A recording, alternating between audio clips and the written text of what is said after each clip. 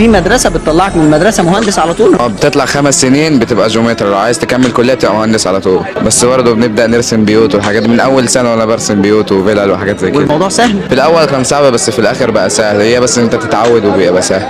بالك هنا قد ايه؟ 4 سنين. ايه رايك، العلام هنا حلو ولا العلام في مصر احسن؟ على مهم. ليه بقى هنا احسن من مصر في العلام؟ في مصر كل العلام اللي هما بيدوك كله حفظ لا، لكن هنا بيفهموك الحاجه. لو انت داخل مثلا صنعه بيعلمك الصنعه من الاول، حتى من اولى سنه وبتتعلم بتنزل شغل. لكن في مصر لازم تقعد تحفظ كتير وكله بيخش في دماغك. تصرف هنا مصاريف كتيره في العلام في التعليم وكده؟